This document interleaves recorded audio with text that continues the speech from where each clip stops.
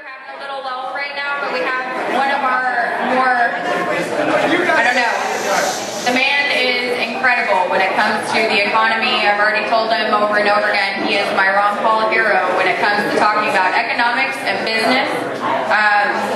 He's the owner of the Carolina Phone Company.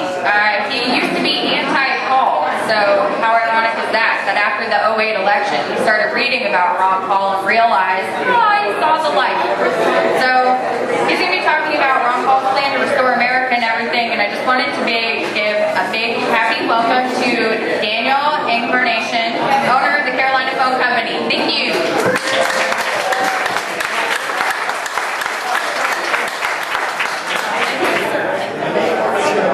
Thank you, Danielle, for that introduction. Thank you to all of the volunteers from the Ron Paul, Charleston Ron Paul group. They've done a great job. It's fantastic. Make sure to those raffle tickets, like they keep saying, food and all of that. All of this goes to support promoting Ron Paul to be our next president. As Danielle mentioned, my name is Daniel Incarnation, and I am the owner of Carolina Phone Company here in Mount Pleasant. It's a wireless phone business here in Mount Pleasant. And like a lot of other retail stores right now, we're looking forward to a great Christmas shopping season. But unfortunately, a lot of people right now are struggling with this continued downturn in our economy. And obviously, in a situation like that, people are really stressful.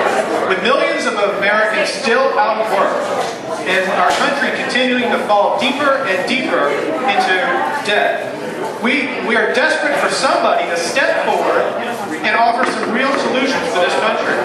And fortunately, Ron Paul has just such a plan. First, though, he has identified the actual problem that causes these recessions, where we have these crazy booms and then these disastrous crashes that lead to these prolonged recessions. And that is caused by the Federal Reserve. And that's why Ron Paul has called for auditing the Fed and ultimately ending the Fed.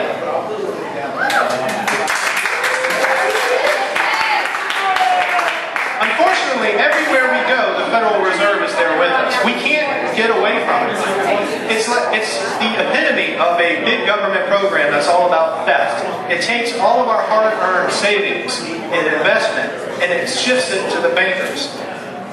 You know, in my pocket here, I have a $20 bill.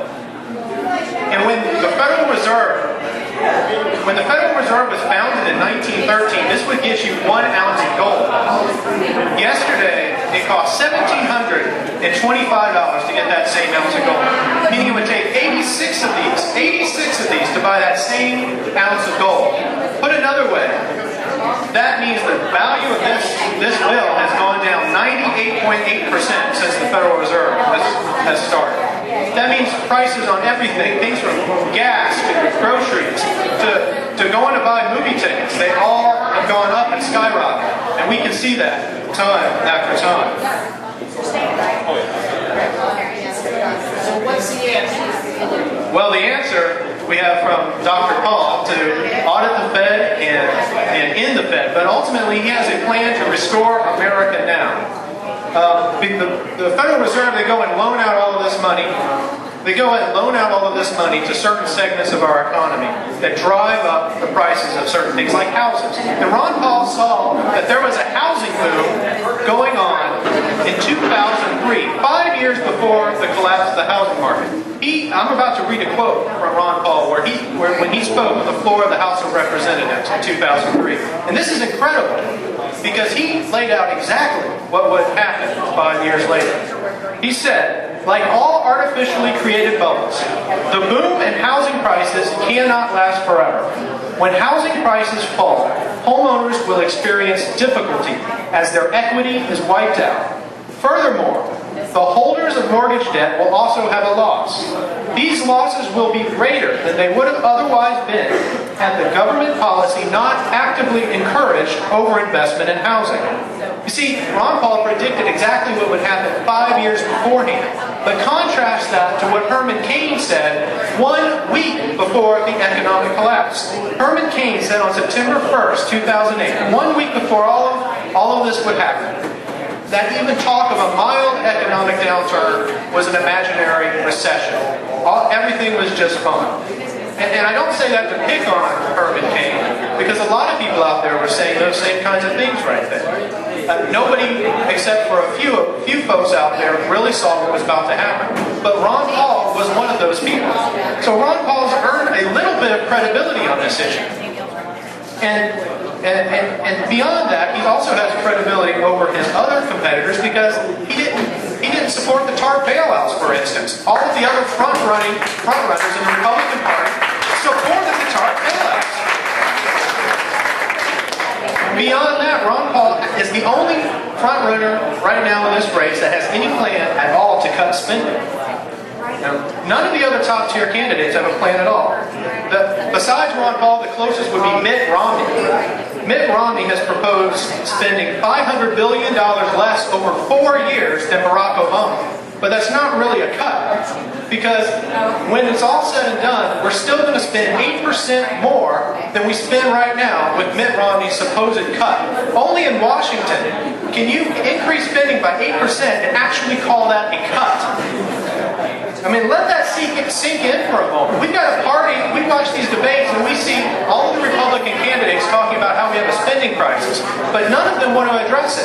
They don't want to cut a single dime except for one person, and that's Ron Paul. Ron Paul has a plan to restore America now, not a decade from now, not in some unspecified time and some unspecified manner. Ron Paul has actually laid out a specific list of cuts that total $1 trillion. You can go on his website. That's www.ronpaul2012.com. He's not hiding it from you. He's not trying to keep it from anybody's eyes. All of those cuts are right there, ready for you to see.